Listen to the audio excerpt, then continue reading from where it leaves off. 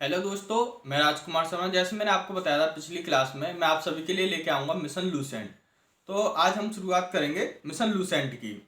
तो जैसे मैंने आपको पिछली क्लास में बताया था, जो हमारी लूसेंट की जो भाषा है, जो लैंग्वेज है, वो थोड़ी सी डिफ़िकल्ट है। डिफ़िकल्ट कैसे है वो देखो, इस कुछ स्टेप से आती है एक थ्योरिकल पे, जिसे हमें पढ़ने में थोड़ा सा कम इंटरेस्ट आ पाता है। इतना ज़्यादा हम कवर नहीं कर पाते हैं, थोड़ा सा बोरिंग होने लग जाता है। इसीलिए आपके लिए मैं एक इंटरेस्टेड उस इजी वे में बोल सकते हैं, इजी भाषा में आप सभी के लिए लेके आया हूँ। तो शुरू करते हैं हम अपना मिशन लूसेंट।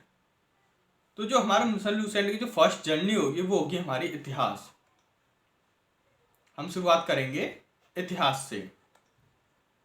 हाँ, थोड़ी सी एक मैं इतिहास से क्या है, हम मिशन लूसेंट में अपनी लूसेंट को भी कवर करते चलेंगे।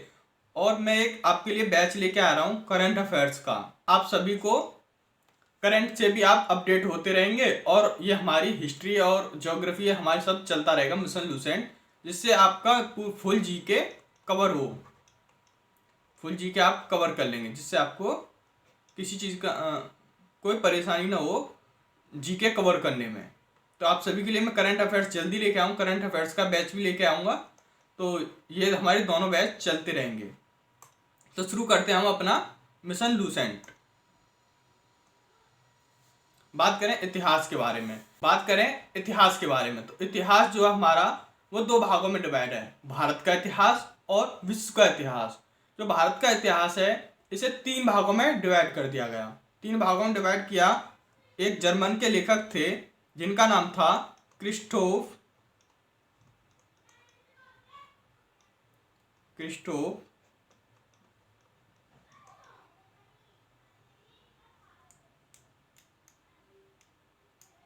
क्रिस्टोफ सेलिडियस।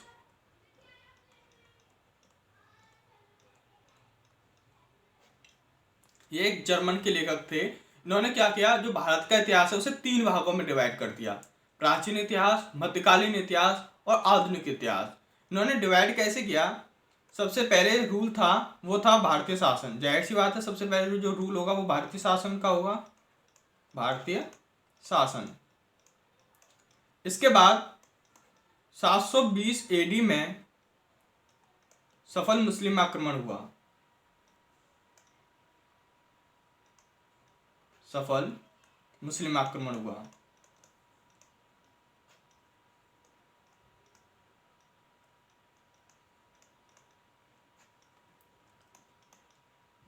उससे पहले भी आक्रमण होते रहे थे, पर सफल नहीं हुए थे। 720 एडी में ये सबसे पहला हुआ था जो सफल रहा था। जो किया था मोहम्मद मोहम्मद बिन कासिम।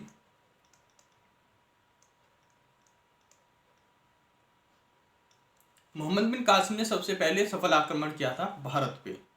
क्या है, जब जैसे ही हमारे उसमें कोई बाहर का इंटरफेयर करता है, भारत में जब बाहर का कोई आक्रमणकारी जब भारत में आता है, तो वो हमारी तीन चीजों में बदलाव करेगा: हमारी समाज,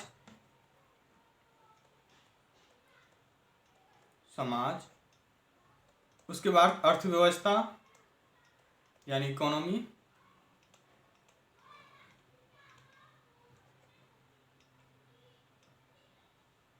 और उसके बाद राजनीतिक।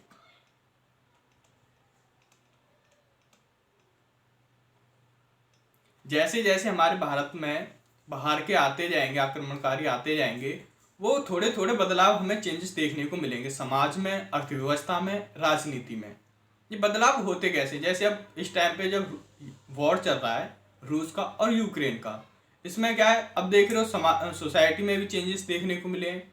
अर्थव्यवस्था में देख रहे हो सारे देश मंदी से जूझ रहे हैं। और राजनीतिक में देखो तो राजनीतिक में जैसे नाटो है, ये अलग अपना राजनीतिक रोल अलग से निभा रहे हैं। जैसे अभी वोटिंग हुई थी रूस के अपोजिट में, जिसमें भारत ने हिस्सा नहीं लिया। ये भी एक राजनीति है, विदेशी नीति है, जिसे हम बोलते हैं राजनीतिक यानी पॉलिटिक्स। तो ऐसे करके चेंजेस होते हैं, और इतिहास हमारा ऐसे ही बनता है, घटनाओं से ही बनता है, ऐसे हमारा विभाजन होता है। तो हमारे इसमें चेंजेस मिलेंगे। जैसे जैसे फर्स्ट रूल था भारतीय शासन, अब आई मुस्लिम आक्रमणकारी, तो इसके बाद हमारे समाज में भी चेंजेस मिलेंगे। अर्थव्यवस्था यानी इकोनॉमी में भी और राजनीतिक प्रणाली में भी चेंजेस देखने को मिलेंगे। फिर इसके बाद 1600 के आसपास यूरोपियों का आगमन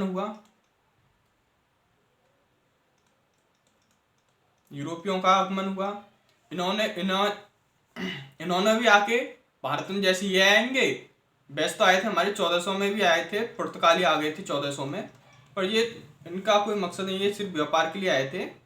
ये 1600 में जब यूरोपीय आए, ईस्ट इंडिया कंपनी, तो इनकी कुछ अलग रणनीति थी, भारत पे गुलाम बनाना या कब्जा करना। तो इन्होंने भी भारत की समाज में, अर्थव्यवस्था में, राजनीतिक प्रणाली में काफ़ी चेंजेस देखने को मिले। इसमें हमारे राष्ट्रीय आंदोलन भी हुए। ये आता है हमारा आधुनिक इतिहास, इसमें हमारे राष्ट्रीय आंदोलन देखने को मिलेंगे।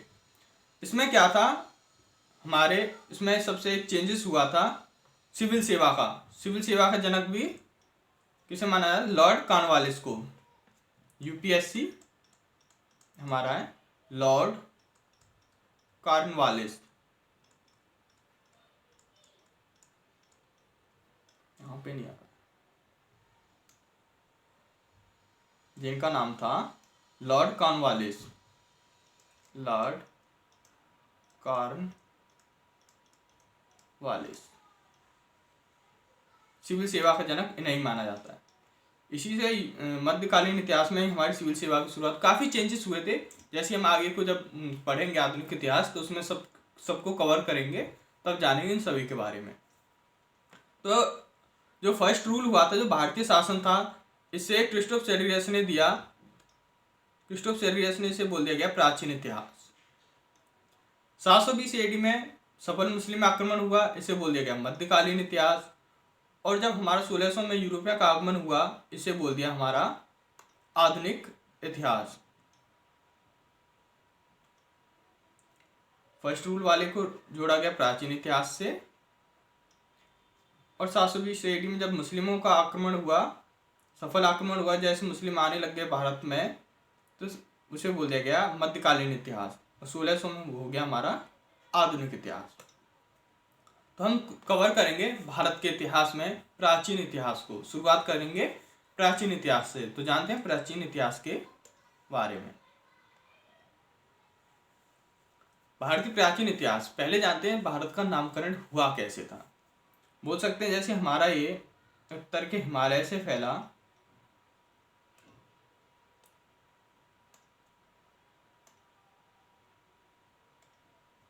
उत्तर के हिमालय से फैला और दक्षिण के कन्याकुमारी, अंडमान निकोबार तक एक महाद्वीप भारतवर्ष के नाम से क्या आता है? भारतवर्ष। महाकाव्य और पुराणों में इसका जो नाम था वो था भारतवर्ष। ये हमें महाकाव्य और पुराणों में देखने को मिला था नाम भारतवर्ष। अर्थात इसे भरत का देश और यहाँ के निवासियों को कहा जाता, भरत की संतान। भरत एक कबीले का नाम था। भरत जो था ये एक कबीला था। कबीला जैसे एक गांव टाइप होता है, उसे कबीला बोलते थे। वहां के लोगों को भरत की संतान बोल दिया गया, और जो कबीले का नाम था वो था भरत। जो प्राचीन भारतीय थे, जो प्राचीन हमारे भारतीय थे, प्राचीन भारतीय, एक मिनट, जो प्राचीन भारतीय थे हमारे, वो इसे जम्मू द्वीप बोला करते थे। जम्मू द्वीप। जम्मू द्वीप का मतलब, जम्मू का मतलब था जामुन, यानी कि जामुन वृक्षों का द्वीप बोला करते थे। जो प्राचीन हिंदू थे, जो प्राचीन भारतीय जो थे, वो बोलते थे जम्मू द्वीप, यानी कि जामुन वृक्षों का द्वीप।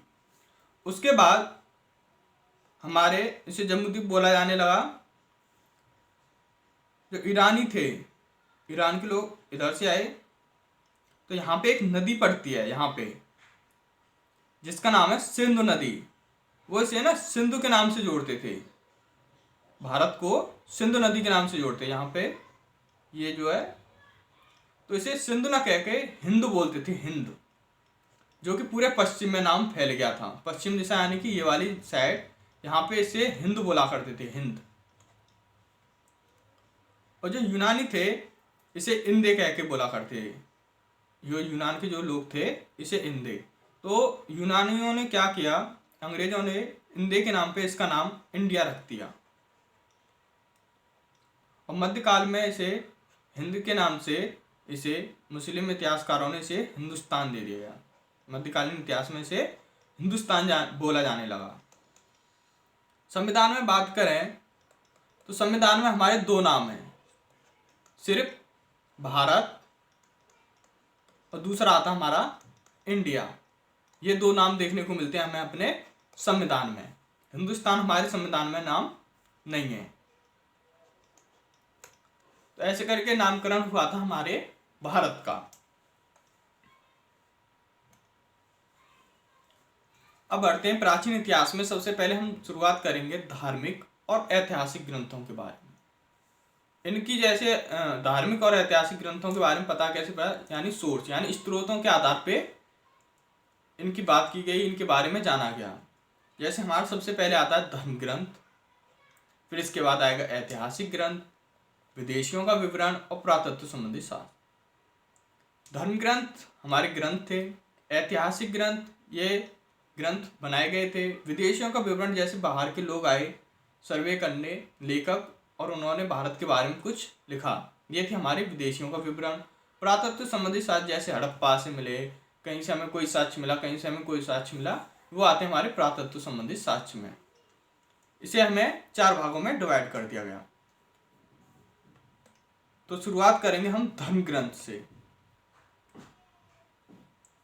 धर्म ग्रंथ और ऐतिहासिक ग्रंथ। धार्मिक ग्रंथों की बात करें तो सबसे पहले आता है हमारा वेद, फिर उसके बाद आता है हमारा ब्राह्मण ग्रंथ, फिर पुराण, वेदांग, उपनिषद, स्मृति ग्रंथ और धर्मसूत्र और अर्ण्यक। ये जो 8 थे हमारे, इन्हें वैदिक साहित्य बोला करते थे, वैदिक साहित्य। फिर इसके बाद जैन साहित्य और फिर बौद्ध साहित्य।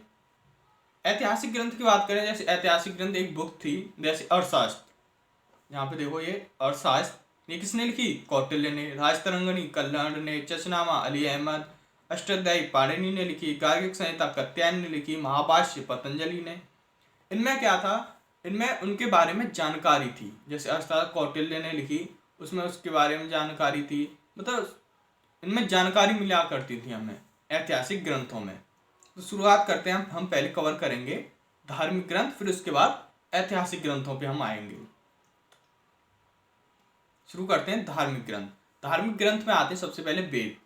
ये भारत के सर्व प्राचीन धर्म ग्रंथ हैं। इसके जो संकलनकर्ता थे वो थे महर्षि कृष्ण द्वैपायन वेद व्यास। जो वेद हैं हमारे, इसके जो संकलनकर्ता थे वो थे महर्षि कृष्ण द्वैपायन वेद व्यास। जो वेद थे वो हमारे थे 4, ऋग्वेद, सामवेद, यजुर्वेद और अथर्ववेद। जो हमारे वेद थे वो थे 4। सबसे पहले ऋग्वेद था हमारा, फिर उसके बाद आता हमारा सामवेद। ये हमारे संगीत का जनक माना जाता है सामवेद को, संगीत का जनक। सिंगिंग फॉर्म यहीं से शुरुआत हुई थी हमारे सिंगिंग फॉर्म की। यजुर्वेद यानी जैसे कर्म कांड या पाठ या मंत्र जो भी थे वो यजुर्वेद थे। यजुर्वेद की एक खास बात क्या थी, ये गद और पद दोनों में था। फिर इसके बाद आता हमारा अथर्ववेद। हाँ, इसमें जो इम्पोर्टेंट पॉइंट बनता है, हमारे जो इम्पोर्टेंट पॉइंट बनता है ये है, फर्स्ट, वेदों के जो संकलनकर्ता थे वो कौन थे? तो ये आते हैं हमारे महर्षि कृष्ण द्वैपायन वेद व्यास। अब बात करें, हम सबसे पहले शुरुआत करेंगे ऋग्वेद से। तो ऋग्वेद का अर्थ है ऋचाओं क्रमबद्ध ज्ञान का संग्रह। अब इसका विभाजन कैसे हुआ? इसका विभाजन हुआ था, इसमें 10 मंडल थे, 1028 सूक्त थे और 10,462 क्या थी इसमें ऋचाएं थी। जिसमें सबसे ज्यादा जो महत्व था वो था इंद्र का। इंद्र का कैसे? जो ऋचाएं थी वो 250 थी इंद्र को। इससे पता पड़ता है कि सबसे ज्यादा जो महत्व था वो था इंद्र का। फिर इसके बाद अग्नि को थी 200 ऋचाएं, यानी कि इंद्र के बाद जो दूसरे नंबर पे महत्व आता था वो अग्नि को महत्व आता था। जो इसे पढ़ा करते थे, जो ऋषि हुआ करते थे, जो इसे पढ़ा करते थे, उन्हें होत्र करके बोला जाता था। उन्हें उन ऋषियों को होत्र बोलते थे जो ऋग्वेद को पढ़ा करते थे। अब जानते हैं ऋग्वेद के बारे में जानकारी क्या क्या मिलती है हमें। तो इसमें आर्यों की राजनीतिक प्रणाली मिली हमें, आर्यों के बारे में जानकारी मिलती है। फिर आता है इसमें विश्वामित्र द्वारा तीसरे मंडल में रचित गायत्री मंत्र। ये हमारा सबसे इम्पोर्टेंट पॉइंट रहता है जो हमें देखने को मिल जाए, जैसे स्टेट पुलिस हुई, कोई भी जैसे एसएससी का एग्जाम हुआ, इन सभी में आसानी से ये देखने को मिल जाए। हालांकि ये यूपीएससी में भी आ चुका है कि गायत्री मंत्र किसने लिखा था। तो ये गायत्री मंत्र लिखा था हमारा विश्वामित्र ने, विश्वामित्र द्वारा लिखा गया था हमारा गायत्री मंत्र, जो कि हमारे तीसरे मंडल में आता है।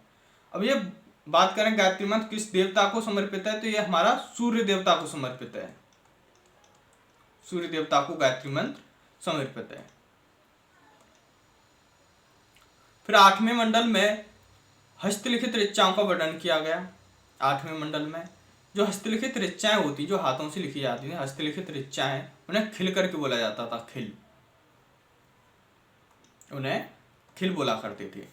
नौवां जो मंडल है इसमें सोम देवता का वर्णन किया गया, इसमें सोम देवता का वर्णन किया गया। फिर आता हमारा 10वां मंडल। 10वें मंडल में क्या था, हमारा चतुष्वर्ण समाज थी। चतुष्वर्ण समाज कैसे, ब्राह्मण, क्षत्रिय, वैश्य और शूद्र, ऐसे करके 4 समाज थे। कोई जातिवाद नहीं था, कर्म के आधार पे जातिवाद था। जैसे कोई शिक्षा दे रहा है उसे ब्राह्मण बोल दिया गया, कोई जैसे रक्षा कर रहा है उसे क्षत्रिय बोल दिया गया, कोई व्यापार कर रहा है उसे वैश्य बोलने लग गए, कोई सेवा कर रहा है उसे शूद्र बोलने लगे। यानी कि जातिवाद कर्म के आधार पर था। वहां पे जो हमारा वेदों में, ऋग्वेद में जातिवाद जो था वो कर्म के आधार पर था। और इसकी जो बुक थी जो हमारे कर्म के आधार पर थी, उसकी थी धर्मसूत्र, जहां पे इनके जो कर्तव्य हैं, जिन इनके काम है, उन सभी का वर्णन किया गया था धर्मसूत्र में।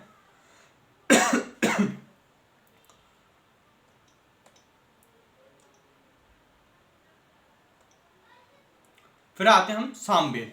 सामवेद ये हमारा संगीत का जनक बोलते हैं इसे। जो सामवेद था हमारा, ये संगीत का जनक माना जाता है इसे भारतीय उसमें। तो सबसे पहले बात करें इसे गाए जाने वाली ऋचाओं का संकलन, यानी कि सिंगिंग फॉर्म की स्टार्ट हो गई। हमारी सिंगिंग फॉर्म स्टार्ट हो गई और इसे भारतीय संगीत का जनक बोले जाने लगा। इसके जो पाठनकर्ता थे, जैसे ऋग्वेद के पाठनकर्ता को हम होत्र बोला करते थे, ऐसी सामवेद के जो पाठ करते थे उन्हें उद्रात बोला करते थे हम, उद्रात। जैसे ऋग्वेद को होत्र बोलते हैं, ऐसी सामवेद को जो पाठ करते थे, जो ऋषि होते थे, जो भी पाठ करते थे, उन्हें उद्रात करके बोला जाता था।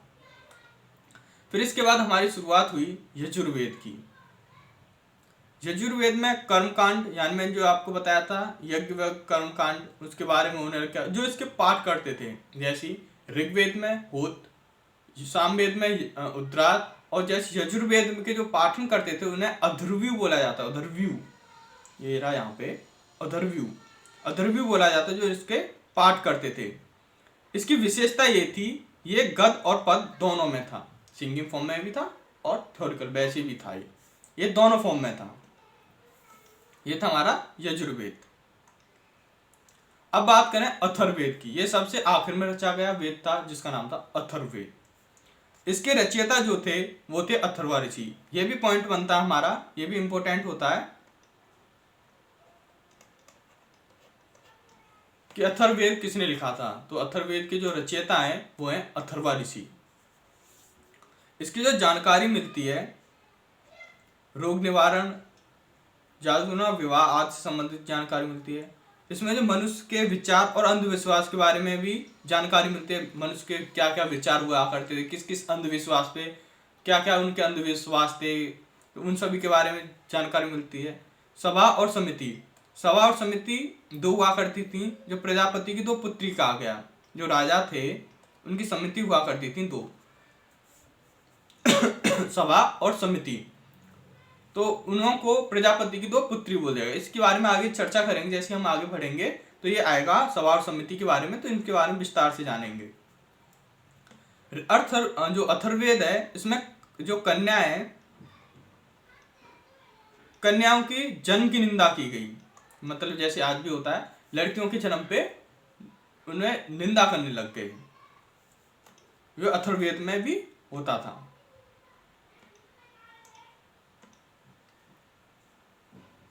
फिर शुरुआत होते हैं हमारे वेदांग। वेदों को समझने हेतु वेदांगों की रचना की गई।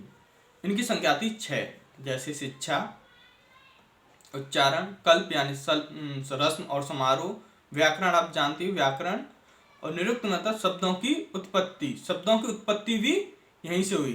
फिर उसके बाद छंद और उसके बाद फिर ज्योतिष। इनकी संख्या जो थी वेदों को समझने के लिए वेदांगों की जो संख्या थी वो थी 6।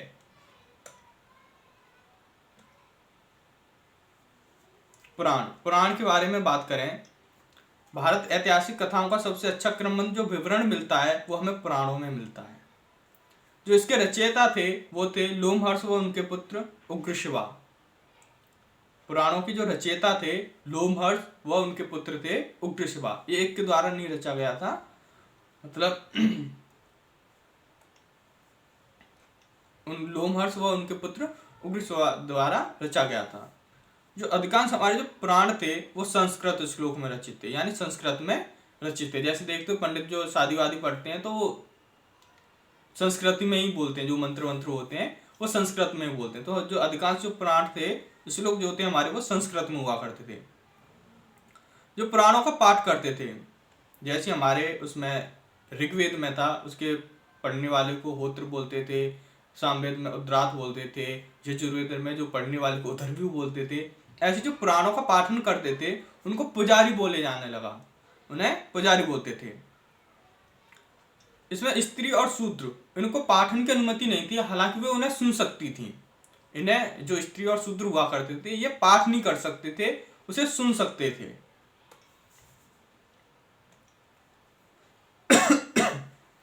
इनकी जो संख्या है वो 18 है। प्रमुख पुराण जिसमें से सिर्फ हमें 5 मिलते हैं, जैसे मत्स्य पुराण सबसे प्राचीन है, जिसमें आंत सातवाहन यानी राजाओं की वंशावली के बारे में जानकारी मिलती है। जो मत्स्य पुराण है इसमें सबसे प्राचीन जो आंत सातवाहन के बारे में जानकारी मिलती है। फिर आता है हमारा विष्णु पुराण जिसमें मौर्य वंश के बारे में जानकारी मिलती है। फिर आता है वायु पुराण जिसमें गुप्त वंश की जानकारी मिलती है। फिर आता है हमारा ब्राह्मण पुराण जिसमें पुरुवंश महापुराण के बारे में जानकारी मिलती है। फिर आता है हमारा भागवत पुराण जिसमें श्री कृष्ण भक्ति के बारे में जानकारी मिलती है। ये भी हमारे इम्पोर्टेंट होते हैं, याद करें, क्वेश्चन बनते हैं इनसे। फिर आते हैं हमारा ब्रह्मांड, यज्ञ और कर्म कांडों के विधान। जो प्रमुख जो हमारे ब्राह्मण ग्रंथ थे वो थे हमारे ऋग्वेद, शुक्ल यजुर्वेद, कृष्ण यजुर्वेद, सामवेद और अथर्ववेद। ऋग्वेद से संबंधित जो ब्रह्मांड थे वो थे ऐतरेय ब्रह्मांड, सांख्यान ब्रह्मांड और कौशिकी ब्रह्मांड। ये थे संबंधित ब्रह्मांड जो थे हमारे ऋग्वेद से, ऐतरेय ब्रह्मांड, सांख्यान और कौशिकी ब्रह्मांड। शुक्ल यजुर्वेद और कृष्ण यजुर्वेद इसमें शतपथ ब्रह्मांड, शुक्ल यजुर्वेद में शतपथ ब्रह्मांड और कृष्ण यजुर्वेद में तैतरीय ब्रह्मांड। सामवेद में जो बात करें तो पंचविश, तांडव ब्रह्मांड और वंश महापुराण, मंत्र ब्रह्मांड, जैमिनी ब्रह्मांड, ये सबसे ज्यादा इंपोर्टेंट रहता है हमारा जैमिनी ब्रह्मांड। अथर्ववेद में था गोपथ ब्रह्मांड, ये था हमारा अथर्ववेद में। जो शतपथ ब्रह्मांड था हमारा, इसमें शतपथ ब्रह्मांड में जो पुरुष स्त्री जो है उसे पुरुष की अर्धांगिनी कहा गया था शतपथ ब्रह्मांड में। फिर अन्य वैदिक साहित्य आते हैं हमारे, जैसे मैत्रेयनी। मैत्रेयनी के बारे में स्त्री की सर्वाधिक गिरी हुई स्थिति बताई गई थी मैत्रेयनी में। जो अन्य वैदिक साहित्य आते हैं उसमें एक हमारा पॉइंट आता है मैत्रेयनी। इसमें जो स्त्री है उसकी सर्वाधिक गिरी हुई स्थिति बताई गई थी। जुआ और शराब की भांति स्त्री पुरुष का तीसरा मुख्य दोष बताया गया था इसमें। फिर उसके बाद आता है हमारा मनुस्मृति, ये सबसे प्राचीन स्मृति ग्रंथ है और इसमें शुंगकाल का ग्रंथ यानी शुंगकाल के बारे में बताया गया है। फिर उसके बाद आता है हमारा नादर स्मृति, गुप्त युग की जानकारी हमें इसमें मिलती है नादर स्मृति में।